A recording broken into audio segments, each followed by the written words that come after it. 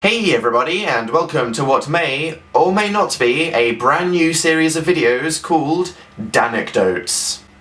I'll give you a moment to work out what I did there. It's like Dan and anecdotes, then you put them together. Where I will be telling you some of the crazy stories that have happened in my life that are either way too long to be in a Q&A or just deserve their own video. So in no particular order of greatness, today I am going to tell you the completely true story of my psycho French teacher. Yes, once upon a time when I was 16 and doing my GCSEs, one of the options I took was French because I thought I was good at it. I was fucking crap. And we were told that we had a new French teacher that just moved into town, who I am not going to name because the internet is serious business. We'll call him Dr. Brown. And he was fairly normal at first. And oh, how he'd remind you that it was Doctor. Hey mister, can I— It is not mister, I am Doctor, you imbecile. You know, he was obviously very proud of all these qualifications that he had. I'd say the first signs of weirdness probably started a few weeks into term when he started communicating to us with woofs and meows. Yeah, he'd say, "Now I'm going to dictate something to you, and every time I say woof, it's a comma, meow, it's a full stop, and ding dong, it's a new paragraph." Literally like, and that is the past tense of aller. Meow, ding dong. So yeah, he was a bit odd. He used to stand up and do that Michael Jackson kick spin thing and say Shazam. But you know, nothing actually strange. Until one day, when me and my friend Joe made a worrying discovery. So yes, one day he told us he had to go away for half an hour and that we should get on with our work, so naturally this was a good opportunity to look through his desk drawers. Big mistake. I mean, I don't know what we were hoping to find, you know, confiscated things, a porn DVD, but no, we found something which we couldn't even comprehend. Dog biscuits. Yes, dog biscuits. No packet. He had an entire drawer full of loose dog biscuits shaped like a bone, and broken CDs.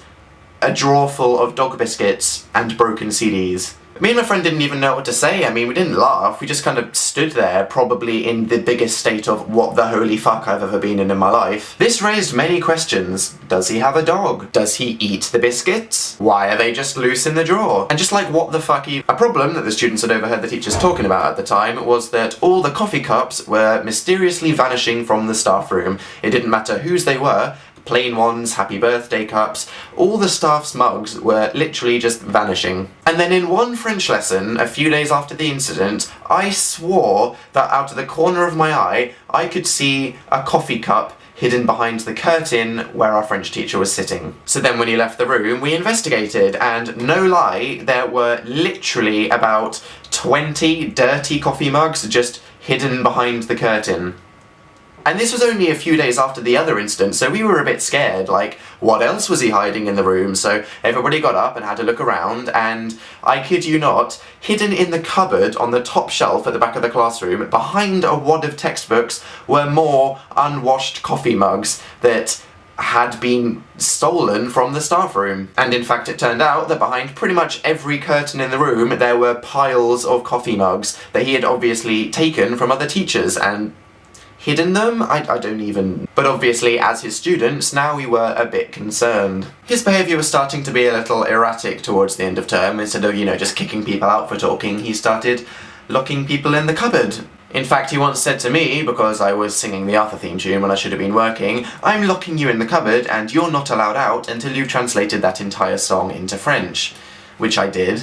Very badly. Et je parlais, hey, hey, c'est un formidable son en jeu. So the next time we were left alone, we knew we had to do some proper CSI, and I found something. It turned out that in a locked filing cabinet behind where he sat, he had his clothes in the drawers. And I'm talking full-on folded suits, underwear, socks, the whole thing, just in the classroom. And at this point we stopped asking questions. But then the crazy happened. So later that week we turn up and we're waiting outside the classroom and the head teacher's there and he tells us, Dr. Brown isn't going to be here today, so you can all go home. So we were like, oh god, what the hell has he done? Who has he killed? But I got home and it turned out on the homepage of the local newspaper, the Wokingham Times, "Runaway teacher fakes qualifications." Yeah, it turned out he wasn't much of a doctor at all, really. Probably just eBayed some printed off diplomas, and was apparently infamous for being a bit cuckoo. In our next French lesson, however,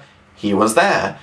It started off with a 15-minute awkward silence, and Then he stood up and said to the class, "Right, it's time I gave you some answers." So, you know, we were all thinking, thank God he's finally going to explain the freaking dog biscuit, but no, he sat down again and looked up and said, "I was abused as a child."